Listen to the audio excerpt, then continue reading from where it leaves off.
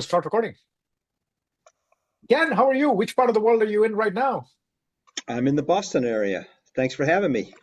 Excellent, excellent.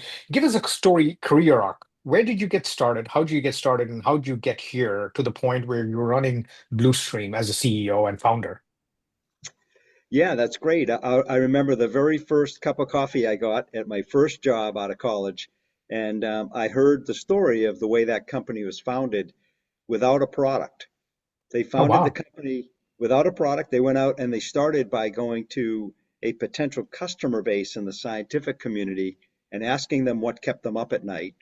And they learned about an unmet need where people were doing an awful lot of physical work in the science labs, and they invented robotics. Today, you go into any scientific community and you'll see robots moving around and pipetteters moving around, and that all started from that company. And I said to myself, someday I'm gonna start a company without a product and go listen to a customer base or a market for an unmet problem. And so that's my career. I've been lucky enough to work with a whole bunch of great people around solving unmet needs and building categories. Very nice. Tell us a little bit about Bluestream before we get into a key part of the discussion, which is going to be AI as well. When we talked for a little bit, you had mentioned that you're trying to help companies, especially in the consumer and the physical product space, make sure that their customers have a great experience with the product. I know that I read a little bit about your background. You said a frustrated guitar was the one thing that got you started on Bluestream. Tell us a little bit about where do people find a problem that you solve for? Yeah, so we all have great success with CRMs and campaigns and bring customers to our wonderful websites these days. We have e-commerce stores, and then we even track that product right to the doorstep of our customer. And basically what from that point on, the consumer or that customer is on their own. And being the guitar story, it was, and don't tell my wife, but I have a bunch of guitars. But the guitar brand that I particularly picked out, and I waited a long time to get this guitar, I got it and I was playing it and I loved it. And then in a cold New England winter, here up in the Boston area, this time of year, over the next few months, it just dried out and cracked. And I talked to a few other friends and they had the same experience. And we said, Jeepers, why didn't the brand we purchased that beautiful instrument from, why weren't they telling us about it? There's probably a lot of content on their website about how to take care of a guitar, but I had already been past their website. I bought it, I received it, I was playing it, and it was cracked, and I was distressed over that. And so we brainstormed a bit, and that's why you see on our website a picture of me with a guitar. It's because it reminds me of the ownership experience has been difficult to be connected to a brand, and that's the unmet need. Is what you think about. All of us buy products, and we get nurtured to a fare thee well prior to the purchase, and then we buy the product and we take it home either out of the store or we receive it, and we're kind of on our own. Now, there's some great examples of like not being on our own. When I had recently got a new iPhone, and Apple does a fantastic job of telling me to, is that your internet? Yes, that's my Wi-Fi, and bring the other phone next to this one, and all nurturing me through an activation onboarding process with my new product. But for the majority of other products out there, that is not the case. And that's where you lose customers in that whole equation of recurring or repeating revenue and the subscription economy. There's terrible churn rates, 30, 40, 50% in the first 60 days. And that's that equation is completely flipped on its side if you could talk to that consumer and or dialogue with that customer right out of the box. Yeah. One of the questions that I keep getting asked recently, Ken, more than anything else, is how does AI impact everything that we do? I mean, you know this, you're using it, your people are using it, our customers are using it, everybody uses AI now. Anybody that says they don't is either kidding or they're just being disingenuous. Um, when you look at that experience, I buy a product. in many cases, I'm hoping the product just works as advertised. And about 20% of the cases, they don't. 90% of the cases, it works as advertised. And more companies are being smart enough to realize they send me a charged product. So as soon as I get it, I'm able to experience it. It's no longer, oh, wait for 8 hours, charge it, and then get it to work.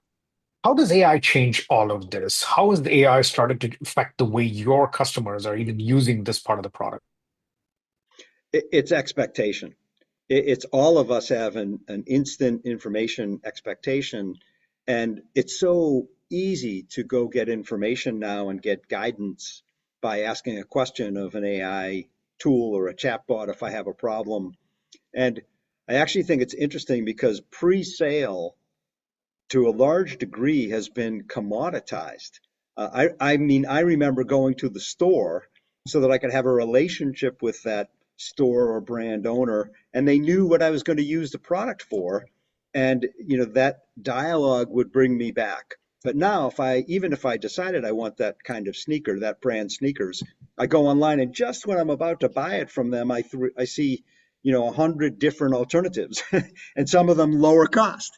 So you see, I think pre-sale AI is actually helping the consumer have more choices and get more information quickly.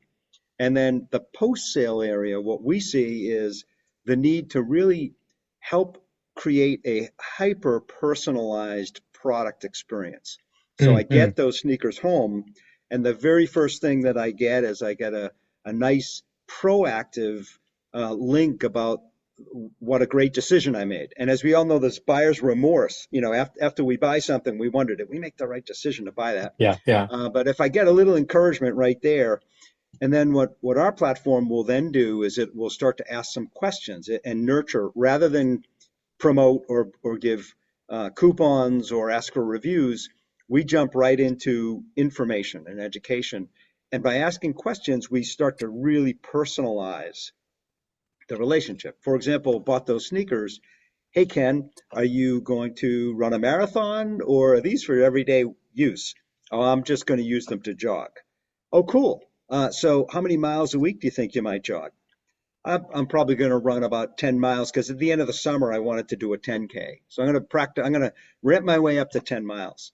So now you can see the power of the intelligence underneath the hood that could say, okay, 10 miles a week, there's some things that triggers, right? It triggers knowing at 90 miles, you've got about 10 miles to go before you probably want to change the insoles. Now you got a cross-sell opportunity baked right in just by getting a little information about the usage patterns of that product and how me as a consumer are going to use the product versus maybe you. You say, well, I'm just going to wear them to work every day because I like the style. Okay, no problem. That's a very different usage scenario.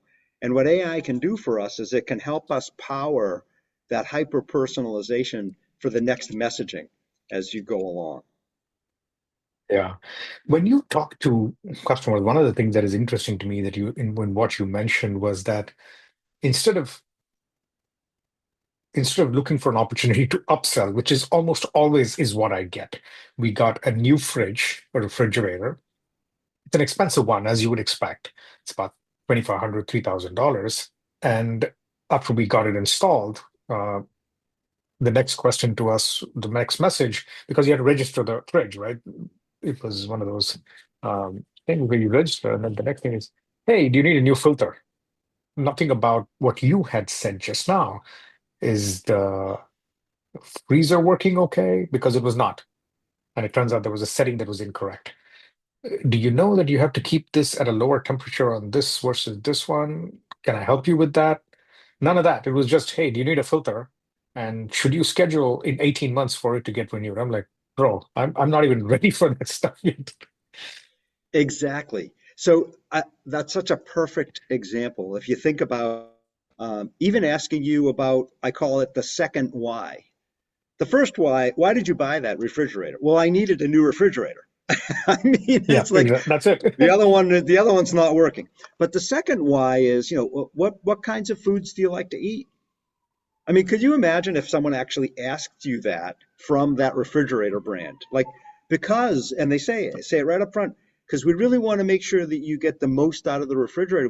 There may be some features that we want to make you aware of that will help for that kind of food. So, okay, we're vegans, or we're, gluten free, or we have family dinners on Sundays. Oh, did you know if you put the food in a certain way on a certain shelf, it will keep it colder and use less energy? And Do you have any questions about setup? And one of the things that AI is great at is you can just type in a keyword or ask a question. The other thing that I think is very, very interesting, yeah,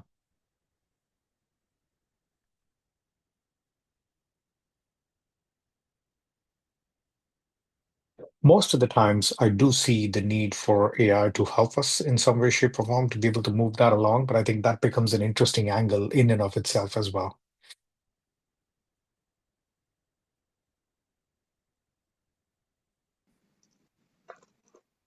Did I lose you for a couple of seconds there? You did, but let's keep going if you want. The We'll edit last, it. We'll edit it. yeah, and the last thing I was That's saying is if you had an online, imagine you have an online user guide, and all you have to do is ask a question. It'll tell you what you need to know. Yeah.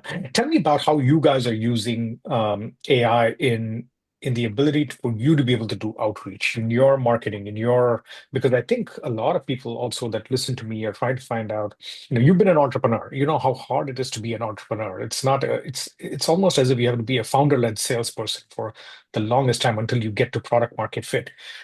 Tell me a little bit about your own marketing and sales efforts. How are you using AI in that? How are you using AI as a CEO? You're probably telling your engineering teams, you're telling your technology teams, your go-to-market teams, guys, we have to use AI. It's not like you can hire 10,000 more people.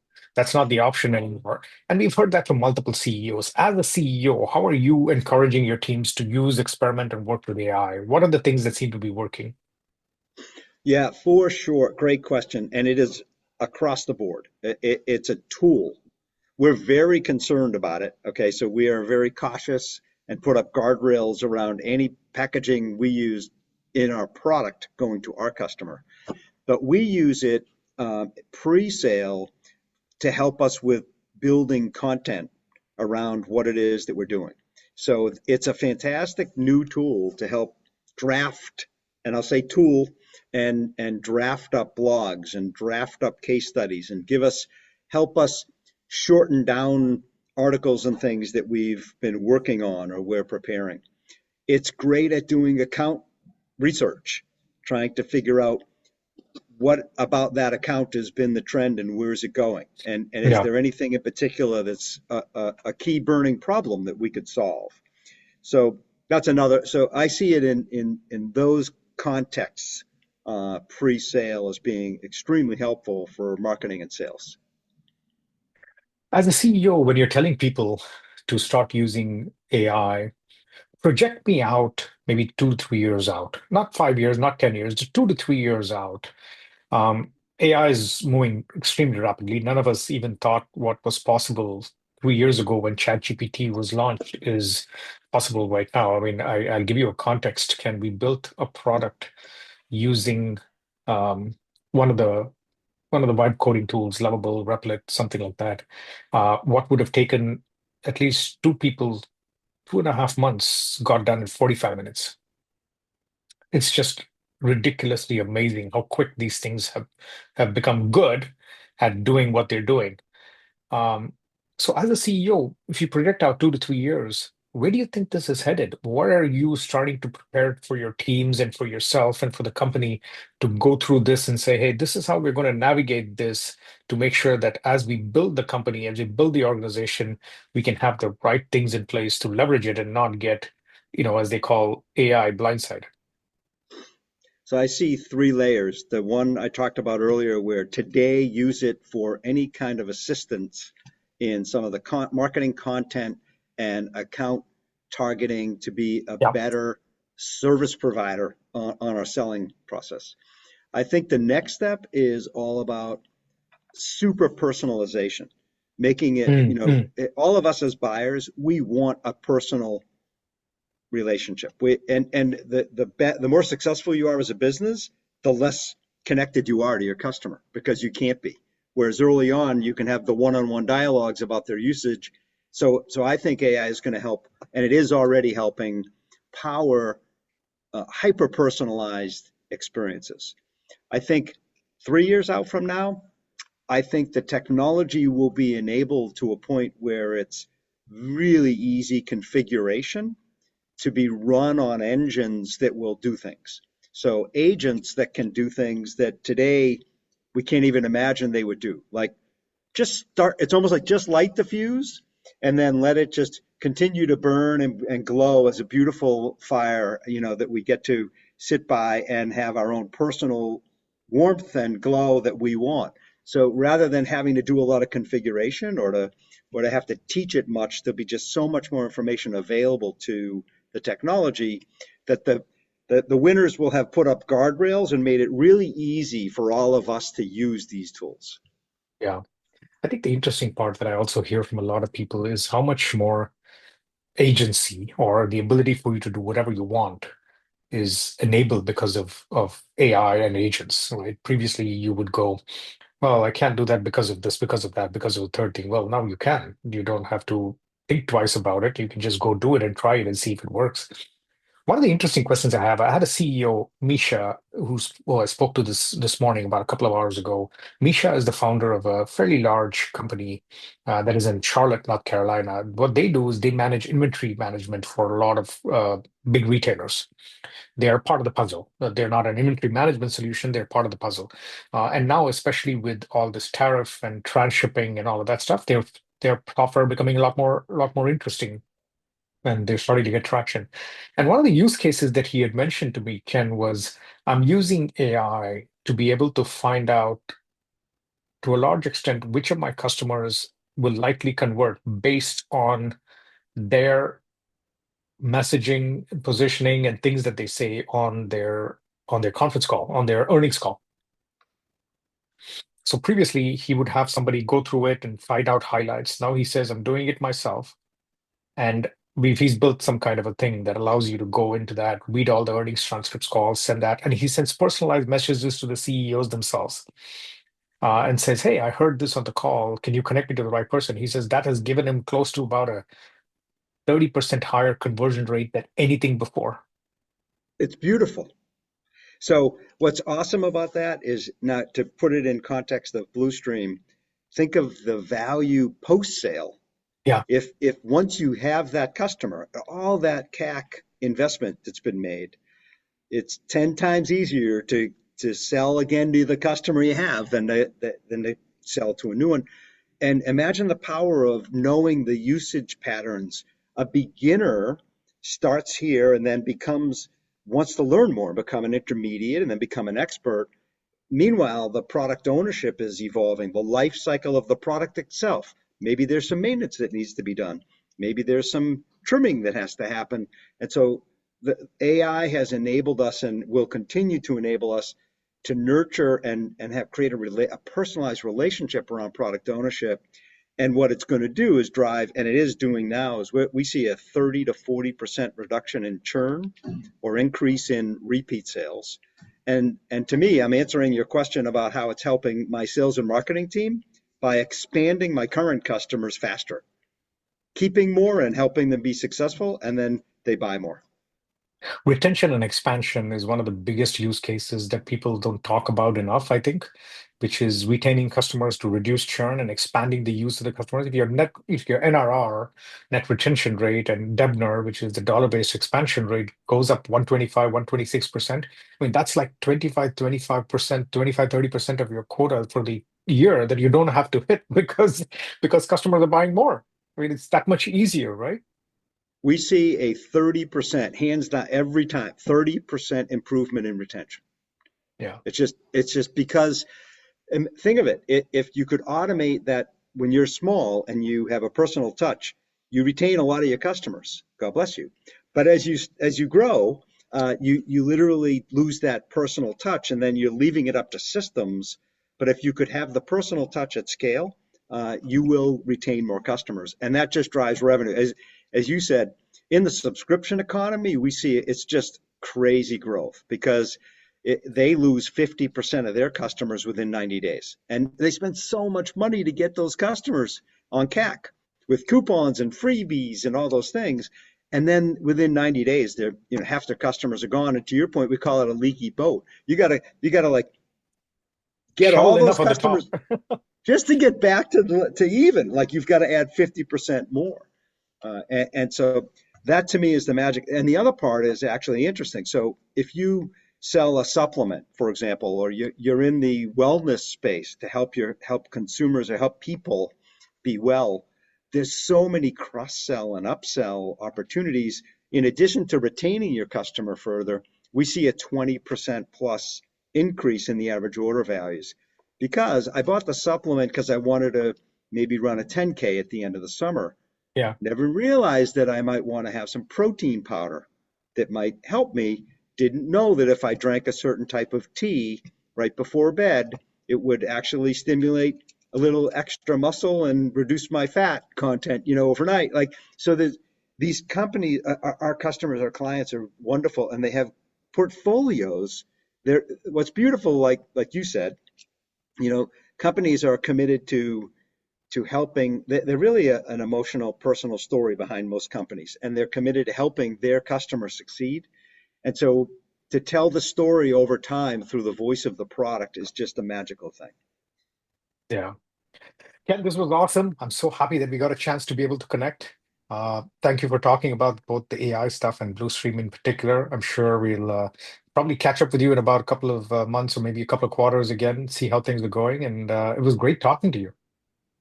Same here, and I thank you for what you're doing. Chatting with entrepreneurs and leaders that will share their stories. It can only help all of us. So thank you so much. Likewise.